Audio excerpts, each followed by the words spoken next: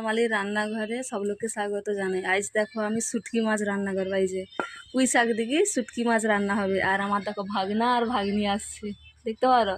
কিন্তু অবশ্য তাহলে আমার দ্বারা আজ খাবে নি, আমার বড় ননদের ঘরে খাবে তাহলে। শুটকি মাছের জন্য এই যে গরম জল দিয়ে দিই, আরে জল দিয়ে দিই গরম করার জন্য। এই গরম জলটা দিয়ে শুটকি মাছটা কিন্তু ধুইতে হবে, কারণ শুটকি মাছে বালি রয়, সেই জন্য গরম জলটা হোক তারপর দেখাই দিই। এই যে দেখো গরম জল ভালো মতো ফুটিছে, এবার আমি এই শুটকি মাছের উপরে ঢালিয়ে দিবা।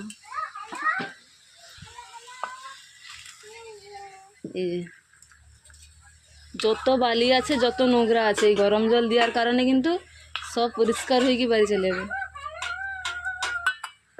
এই যে কড়াই কিন্তু ভালো মতো গরম হয়েছে, এবার দিবা তেল।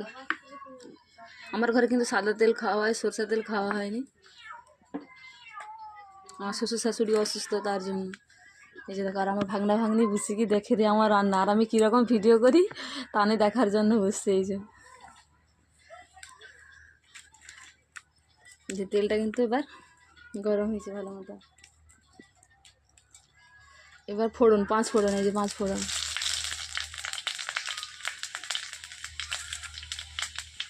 এই যে ধুয়ে রাখছি, যে পরিষ্কার করে ধুইলে আসছে শুটকি মাছ, এই শুটকি মাছ দিয়ে দিবা এবার।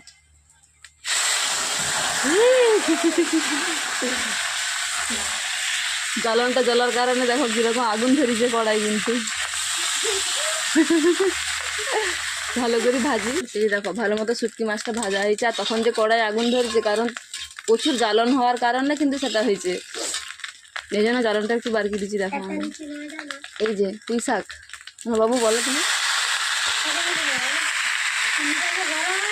হ্যাঁ হ্যাঁ,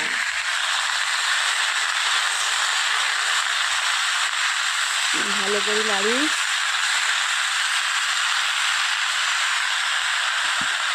এরপর লবণ,